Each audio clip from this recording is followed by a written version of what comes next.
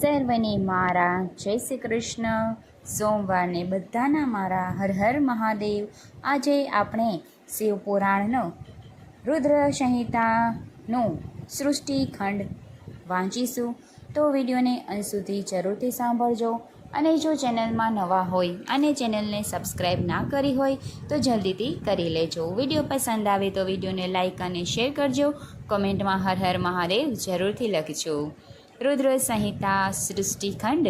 એક સમયે સૌનક વગેરે મુનિઓએ નૈમિષારણ્યમાં સૂતજીને જિજ્ઞાસાપૂર્વક કેટલાક પ્રશ્નો પૂછ્યા. તેમને પૂછ્યું કે શિવજીનું સર્વશ્રેષ્ઠ રૂપ અને પાર્વતી સહિત તેમનું દિવ્ય ચરિત્ર શું છે? શિવજી કઈ રીતે પ્રસન્ન થાય છે અને પ્રસન્ન થયા પછી શું ફળ આપે છે? બ્રહ્મા, વિષ્ણુ અને મહેશ શિવજીના અંશથી ઉત્પન્ન થયા તો પછી તેમાં પુરાંશના રૂપમાં મહેશની સ્વીકૃતિ કેમ છે?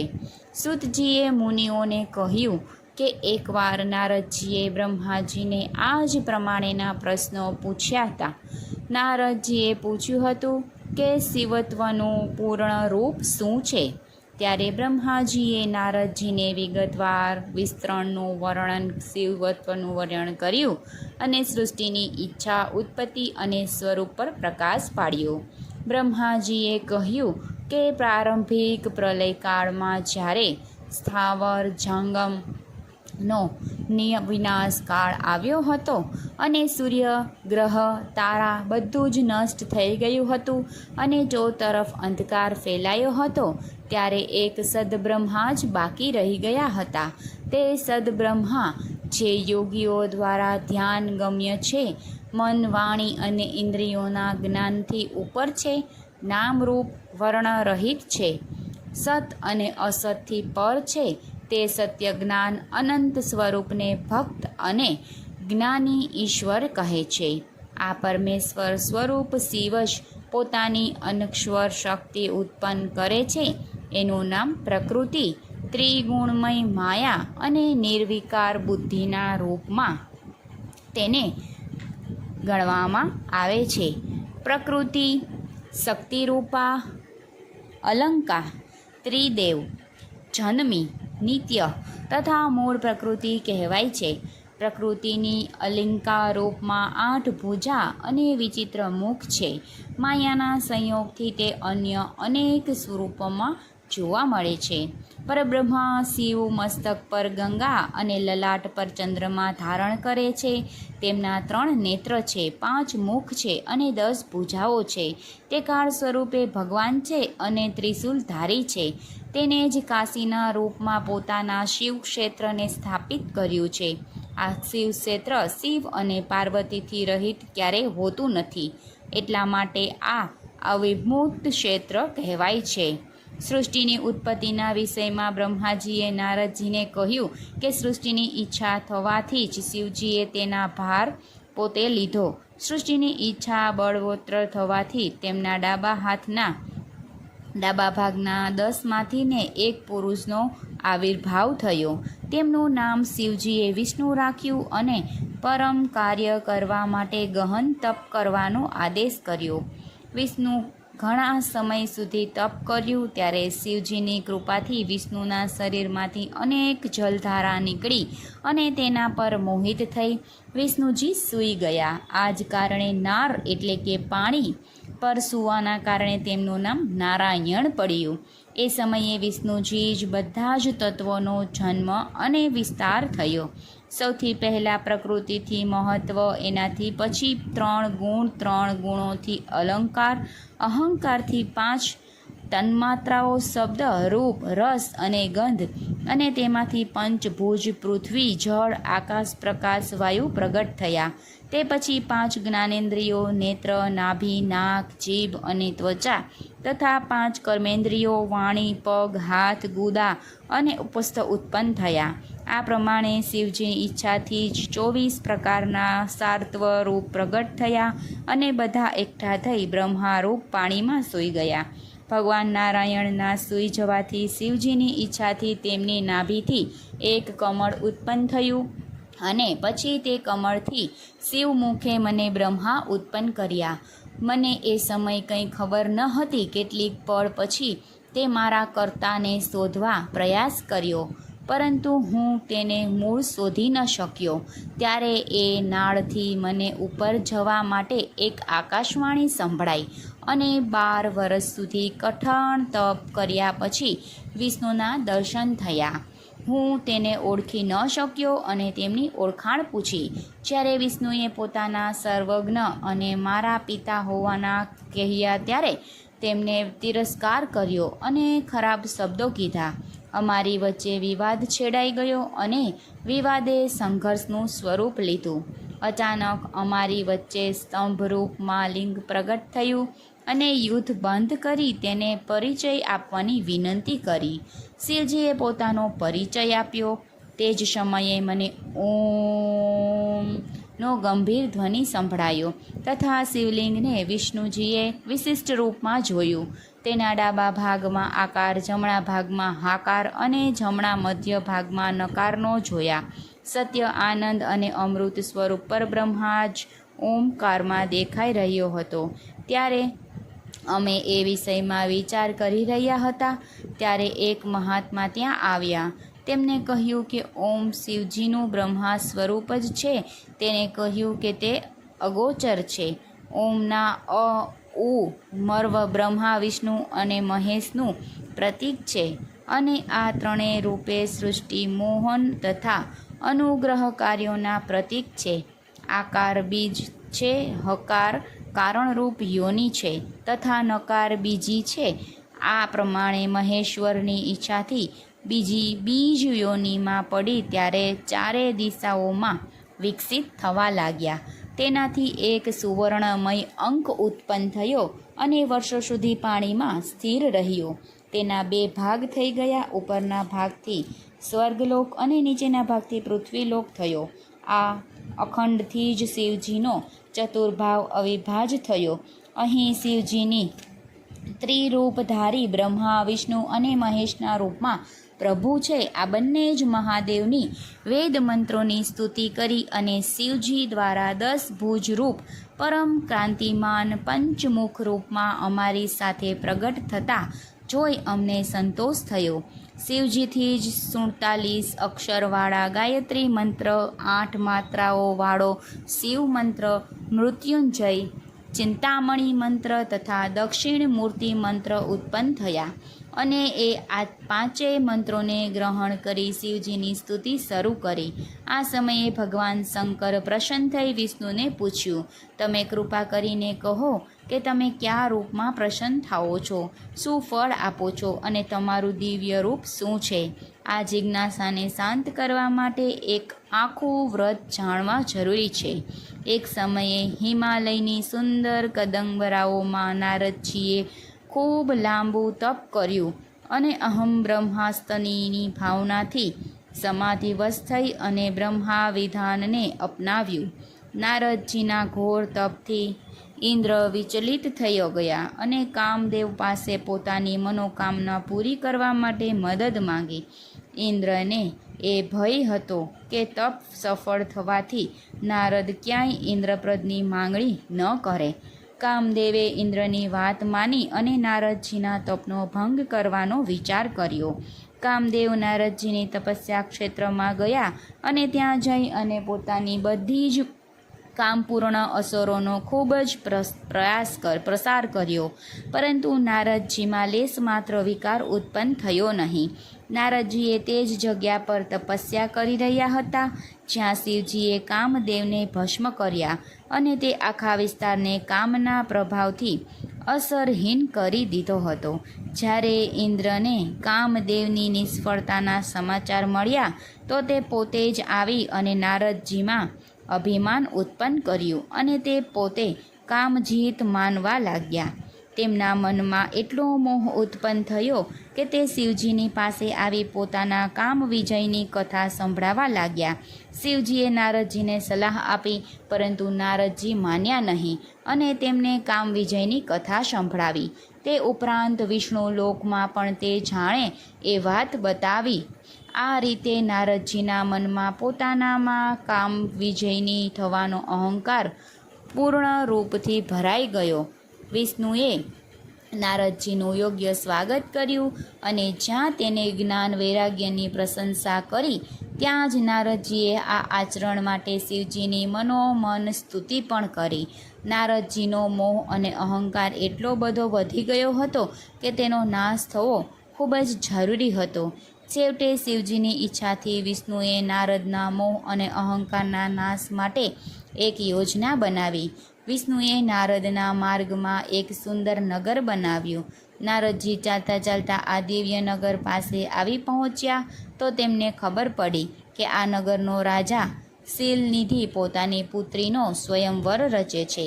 નગરજનોએ નગરને સુંદર મજાના ધજા પતાકડા વગેરે શણગારોથી સજાવ્યું અને પોતાના ઘરનું રંગરોગાન કરાવ્યું હતું. મુનિ રાજા શીલનિધિ પાસે આવ્યા. શીલનિધિએ યથાયોગ્ય આદર સત્કાર કર્યો. મુનિના પૂછવાથી શીલનિધિ કહે છે કે હે મુનિ, મારી અતિ સ્વરૂપવાન પુત્રી શ્રીમતી હવે લગ્નને યોગ્ય થઈ હોવાથી તેમને સ્વયંવર રચ્યો છે. દેશ દેશાવરથી રાજાઓ રાજકુમારો આવી પહોંચ્યા છે. પુત્રી શ્રીમતીને જે રાજા કે રાજકુંવર યોગ્ય લાગશે તેમને વરમાળા પહેરાવશે, પરંતુ મારા સંતોષ ખાતર આપ મને તેનું ભાગ્ય કથન કહી મારી પુત્રીને કેવો પતિ મળશે એમનું જણાવો તો મારી ચિંતા દૂર થાય. કન્યાનું મુખ જોઈ નારદજી પોતે તેમના ઉપર મોહિત થઈ ગયા. શીલનિધિને નારદજી કહેવા લાગ્યા કે હે રાજન, તમારી પુત્રીને સર્વગુણ સંપન્ન અને રૂપે ગુણે તેજસ્વી તેમજ મહાપ્રતાપી એવા દિવ્ય સૌંદર્યથી શોભતા પતિ પ્રાપ્ત થશે. આમ કહી નારદજી ત્યાંથી ચાલ્યા ગયા. જતાં જતાં મનમાં વિચારે છે પોતે સુંદર દેખાય તે માટે શું કરવું જોઈએ જેથી શ્રીમતી સ્વયંવરમાં પોતાને જ વરમાળા પહેરાવે. આમ વિચારતા તેઓએ નક્કી કર્યું કે વિષ્ણુ લોકમાં જઈ વિષ્ણુ ભગવાન પાસે પોતાનું સૌંદર્ય માગવું અને વિષ્ણુ લોકમાં આવી ભગવાન વિષ્ણુને એકાંતમાં મળી પોતાના મનની વાત કરી. વિષ્ણુ ભગવાને નારદજીને યથાયોગ્ય કરવા આશ્વાસન આપ્યું. પોતાનું સુંદર સ્વરૂપ નારદજીને આપ્યું, પરંતુ તેમને મુખ વાનરનું બનાવી નાખ્યું. નારદજીને ખબર ના પડી. નારદજી ખુશ થઈ ગયા અને સ્વયંવરમાં આવ્યા. સ્થાન ગહર ગણી બેઠા શીલનિધિની પુત્રી શ્રીમતી વરમાળા લઈ એક પછી એક રાજકુંવારો રાજાઓને વટાવતી નારદ મુનિ પાસે આવી, પરંતુ નારદ મુનિનું વાનર મુખ જોઈ તે આગળ વધી ગઈ. અહીં ભગવાન વિષ્ણુ પણ આવ્યા હતા. શ્રીમતીએ વિષ્ણુના ગળામાં વરમાળા આરોપી. ભગવાન વિષ્ણુ શ્રીમતીને લઈ અંતર્ધ્યાન થઈ ગયા. આથી નારદ મુનિ અતિ દુઃખી થઈ ગયા અને ક્રોધે ભરાયા. એ સમયે ભગવાન ભોળાનાથ પોતાના 2 ગળાનો મોકલ્યો અને તેઓને નારદ મુનિને કહ્યું કે તમે રાજકન્યાની વ્યર્થ ઈચ્છા રાખો છો. તમારું મુખ જોઈ કોઈ પણ કન્યા તમને વરવા તૈયાર થાય નહીં. પેલા 2 ગળોનું કહેવું સાંભળી નારદજી પોતાનું મુખ કેવું છે તે જોવા એક તળાવને કિનારે આવ્યા અને પાણીમાં પોતાનું મુખનું પ્રતિબિંબ જોયું તો તેમને વાનરનું મુખ દેખાયું. ત્યારે તેઓ અતિ ક્રોધે ભરાઈ ગયા અને શિવગણોને શાપ આપ્યો, તમારે મારી મસ્કરી કરી છે, જાઓ તમે રાક્ષસ બની અવતાર લેશો. આમ શિવગણોને શાપ આપી ક્રોધે ભરાયેલા નારદ મુનિ સીધા વૈકુંઠ લોકમાં ગયા અને વિષ્ણુ ભગવાન પ્રતિ જોઈ કહેવા લાગ્યા કે હે વિષ્ણુ, તમે મારી મજાક ઉડાવી છે. તમે મલિન વિચાર ધરાવો છો. તમને બીજાનું સુખ જોઈ શકાતું નથી. હું તમને શાપ આપું છું કે જાઓ તમે પણ જ્યારે રામાવતાર લેશો ત્યારે તમારી પત્ની રાવણ ઉપાડી જશે. તમારી પત્નીને પ્રાપ્ત કરવા માટે તમારે વાનરની સહાય લેવી પડશે, વાનરોની મદદ લેવી પડશે. એમ કહી નારદજી ત્યાંથી ચાલ્યા ગયા. નારદ મુનિ વિષ્ણુ ભગવાનને શાપ આપી દીધો અને ભગવાન ભોળેનાથ તમામ માયાઓને સંકેલી લીધી. નારદજી અવાક થઈ ગયા અને તેમને ખ્યાલ આવી ગયો, પરંતુ હવે થાય શું? શાપ આપતા અપાઈ ગયો, પોતાની ભૂલ થઈ ગઈ અને તે સમજતા જ નારદ મુનિને વાર લાગી નહીં, પરંતુ તરત જ ભગવાન વિષ્ણુના ચરણોમાં પડી ગયા અને પશ્ચાતાપ કરવા લાગ્યા. પ્રભુ, મેં આપને શાપ આપ્યો છે, આપ તો સમર્થ છો, મારા શાપને આપ મિથ્યા કરી શકો છો.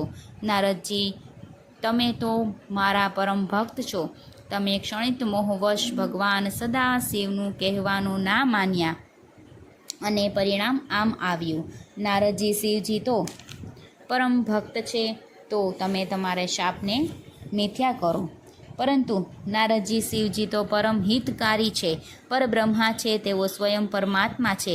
તેમને મૃત્યુને જીતનારા, કામને બાળી ભસ્મ કરનારા કાળના પણ મહાકાળ છે.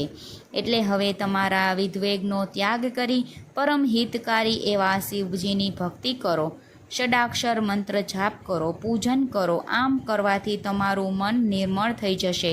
આટલું કહી ભગવાન વિષ્ણુ અંદર ધ્યાન થઈ ગયા. નારદજી પણ ચાલવા લાગ્યા અને રસ્તે જતા શિવજીના લિંગોનું ભક્તિભાવપૂર્વક દર્શન પૂજન કરતાં કરતાં પૃથ્વી ઉપર અવતરણ કરવા લાગ્યા. રસ્તે જતા નારદજીએ જેમને શાપ આપ્યો હતો તે શિવગણો મળ્યા. નારદજીથી ક્ષમા પ્રાર્થના કરી. નારદ મુનિએ શિવગણોની ક્ષમા માગી અને કહેવા લાગ્યા કે ગણો, સદાશિવની ઈચ્છા જ મારી બુદ્ધિ બગડી અને હું મોહવશ થઈ ગયો હતો. મારા શાપ તો મિથ્યા થશે નહીં, પરંતુ જાઓ, તમે બંને મહાબળવાન અને મહાપ્રતાપી રાક્ષસો બનો. રાક્ષસોના રાજા થઈ ખ્યાતિ પામશો. ભગવાન શિવજી તમારો ઉદ્ધાર કરવા માટે બીજું સ્વરૂપ લઈ પ્રગટ થશે. પેલા ગણો આટલું સાંભળી ત્યાંથી ચાલ્યા ગયા. ચાલતા ચાલતા બ્રહ્માલોકમાં આવી પહોંચ્યા અને બ્રહ્માજી સમક્ષ જઈ અને કહેવા લાગ્યા કે હે પિતામહ, મને શિવ તત્વની કોઈ પણ જાત નથી. આમ મને શિવ તત્વ સમજાવો. ભગવાન સદાશિવ નિર્ગુણ છે, નિરાકાર છે, તેમ છતાં સગુણ કેમ, તેમનું સાચું સ્વરૂપ કયું છે તે મને કૃપા કરી જણાવો. બ્રહ્માજીએ નારદજીનો પ્રશ્ન સાંભળી પ્રસન્નતાપૂર્વક કહેવા લાગ્યા કે હે પુત્ર નારદ, જ્યારે જ્યારે પ્રલય થાય છે તે સમયે કોઈ જ બચતું નથી, બધું જ નામ શેષ થઈ જાય છે. તેવે સમયે પણ બ્રહ્માનું જ અસ્તિત્વ રહી જાય છે. અને જ્યારે પરબ્રહ્માને એકમાંથી અનેક થવાથી પ્રબળ ઈચ્છા થાય છે, ત્યારે અમૃત સ્વરૂપે પોતાના મૂર્તિ સ્વરૂપ પ્રગટ કરી દે. આમ જે મૂર્તિ પ્રગટ થાય છે તે જ ઘડીએ પરબ્રહ્મા અદૃશ્ય થઈ જાય છે. જે મૂર્તિ પ્રગટ થઈ એ જ પરબ્રહ્માનું દિવ્ય સ્વરૂપ છે, ભગવાન શિવ સ્વરૂપ છે. જે જ્ઞાનીઓ ઈશ્વર કહે છે, ત્યાર પછી ઈશ્વરે પોતાના રૂપમાંથી અનેક શક્તિઓ ઉત્પન્ન કરી છે. વિદ્વાનો જ્ઞાનીઓ તે શક્તિઓને પરમ માયા તરીકે ઓળખાવા લાગ્યા. આ શક્તિએ ત્રણેય દેવોને પ્રગટ કરી આદ્યશક્તિ પણ કહેવાય છે. અને આ દેવી તે અષ્ટભુજા બંબા છે.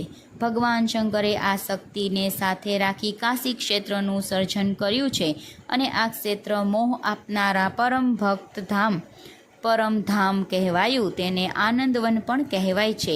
એકવાર શિવ અને શક્તિએ વિચાર્યું કે તમામ કાર્યો સિદ્ધ કરે તેનું સર્જન કરીએ, અને શક્તિના ડાબા અંગમાં પોતાની દિવ્ય શક્તિનો સંચાર કર્યો. ત્યારે શક્તિના ડાબા અંગમાંથી એક દિવ્ય પુરુષ પ્રગટ થયો. શિવ શક્તિ આ દિવ્ય પુરુષને જોઈ અતિ પ્રસન્ન થઈ ગયા. પછી સદાશિવ બોલ્યા, હે દિવ્ય પુરુષ, તમે અતિ વ્યાપક છો, એટલા માટે તમે વિષ્ણુ નામે પ્રખ્યાત છો. હવે તમે મનોભાવને દ્રઢ કરી તપ કરો. શિવજીની આજ્ઞા થતાં જ વિષ્ણુ તપ કરવા લાગ્યા. ઘણા સમય પર્યંત તપ કર્યા પછી તેઓ જાગ્યા અને એથી જ એ થયેલા થાકને લઈ અને શરીરમાંથી જલધારો વહેવા લાગી. થાકથી વિહવળ વિષ્ણુ તે જલમાં સૂઈ ગયા.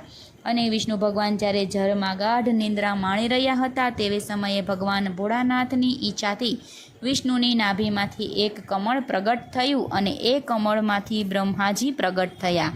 બ્રહ્માજીને પોતાની ઉત્પત્તિ કેવી રીતે થઈ તે જાણવા માટે કમળની દાંડલીમાં અનેક વર્ષો સુધી ભટકતા, પરંતુ તેમને કોઈ પણ જાતનો જાણ થઈ નહીં. ત્યારે આકાશવાણી થઈ કે હે બ્રહ્મા, તું તપ કર. અને આકાશવાણીના આદેશથી બ્રહ્માજીએ 12 વર્ષ સુધી તપ કર્યું. ત્યાં વિષ્ણુ ભગવાન પ્રગટ થયા. બ્રહ્મા તેને ઓળખી ના શક્યા. વિષ્ણુ કહેવા લાગ્યા કે હે વત્સ, ભલે પધાર્યા, પરંતુ વત્સ એવું સંબોધન સાંભળવાથી બ્રહ્માજીને ઘણું જ ખોટું લાગ્યું. ત્યારે તેઓ કહેવા લાગ્યા કે હે દિવ્ય પુરુષ, હું પોતે જ અજન્મનાન છું, હું સ્વયંભૂ છું, પિતામહ છું. ત્યારે વિષ્ણુ બોલ્યા કે હે દેવ, તમે ભૂલો છો. તમે ખુદ મારી નાભીમાંથી પ્રગટ થયેલા છો, માટે તમે નહીં પરંતુ હું જ સર્વજ્ઞ દેવ પરમાત્મા છું. આમ વિષ્ણુ અને બ્રહ્મા બંને સામસામે હું મોટો કહેતા બંને વચ્ચે ભયંકર લડાઈ થઈ ગઈ. એ વખતે બંનેની વચ્ચે એક લિંગ સ્વયંભૂ પ્રગટ થયું. અને જેને આદિ કે અંત નથી, તો આ જોઈ અને વિષ્ણુએ તેના ત્યાગ પામવા માટે વરાહનું રૂપ લીધું અને બ્રહ્માજીએ હંસનું રૂપ લઈ મુખ અને મૂળ શોધવા ઉપડી ગયા, પરંતુ બંને નિષ્ફળ રહ્યા. આખરે તે બંને લિંગ સામે નતમસ્તક બે હાથ જોડી પ્રણામ કરી પારથી રહ્યા હતા. આખરે તે બંને પ્રાર્થના કરવા લાગ્યા, હે ભગવાન, અમે આપ સ્વરૂપને ઓળખી ના શક્યા, માટે અમને અમારી સામે પ્રગટ થાવ અને અમને દર્શન આપો. આ પ્રમાણે 100 વર્ષ પસાર થઈ ગયા અને બ્રહ્માજી કહેવા લાગ્યા કે હે ઋષિમુનિઓ, અમે બંને પ્રભુ દર્શનની ઈચ્છા રાખી પ્રાર્થના કરતા રહ્યા. એ સમયે શબ્દ બ્રહ્મારૂપ ઓમ નામનો નાદ ઉઠ્યો અને અમે આ વાત સાંભળી મંત્રમુગ્ધ થઈ ગયા. આ એકાક્ષર મંત્ર ઓમકારમાં શિવજીના શબ્દ સ્વરૂપે પરમેશ્વર સમજાય અને અમે ભગવાન શિવની સ્તુતિ કરી અને તેથી મહાદેવજી અને પાર્વતીજી ત્યાં પ્રગટ થયા. ત્યાર પછી શિવજીએ અમને વેદ જ્ઞાન આપ્યું. ત્યાર પછી વિષ્ણુએ ભગવાન શિવને પૂછ્યું, પ્રભો, આપની પ્રસન્નતા પ્રાપ્ત થાય તે માટે અમે આપનું પૂજન કેવી રીતે કરીએ અને આપ અમારા ઉપર કઈ રીતે પ્રસન્ન રહો તે કહી સંભળાવો. શિવજી કહે છે કે હે વિષ્ણુ, હે બ્રહ્મા, હું તમારી ભક્તિ અને ભાવથી ઘણો જ પ્રસન્ન છું. તમે બંને મારા લિંગનું પૂજન કરો. શિવલિંગથી પૂજિત થયેલા હું સર્વે મનોકામનાઓ પૂર્ણ કરીશ. તમે બંને મારા ડાબા જમણા અંગમાંથી પ્રગટ થયા છો, એટલે હે બ્રહ્મા, તમે હવે સૃષ્ટિનું સર્જન કરો.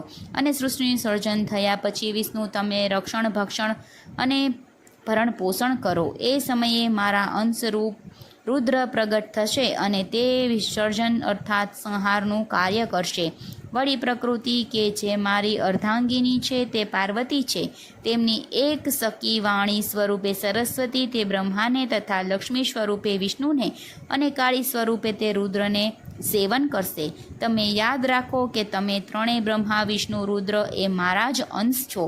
આ કથન સાંભળી ઋષિમુનિઓ સૂતજીને કહેવા લાગ્યા કે હે મુનિ, હવે આપ અમને શિવજીની પૂજન વિધિ કહી સંભળાવો. ત્યારે સૂતજી કહેવા લાગ્યા કે બ્રહ્માજી નારદે ઉપમન્યુકને શ્રીકૃષ્ણ અને સનત કુમારોનેથી વ્યાસ ભગવાનને આજ પ્રશ્ન કરેલો હતો. એ ત્રણેય એ જે શિવ પૂજન વિશે કહ્યું હતું તે હું તમને કહી સંભળાવું છું. આમ પૂજન વિધિ કઈ રીતે કરવી તે સંપૂર્ણ વિસ્તૃત વર્ણન કરવામાં આવ્યું. તો હવે આના પછીના વિડીયોમાં આપણે પૂજન અર્ચન, શિવ પૂજન વિશેષ મહિમા અને પૂજન વિધિ કઈ રીતે કરી હતી તે સાંભળીશું. તો વિડીયો જરૂરથી જોજો અને જો વિડીયો પસંદ આવ્યો હોય તો વિડીયોને લાઈક અને શેર કરી દેજો. હર હર મહાદેવ. બોલો શંકર પાર્વતીજીની જય હો.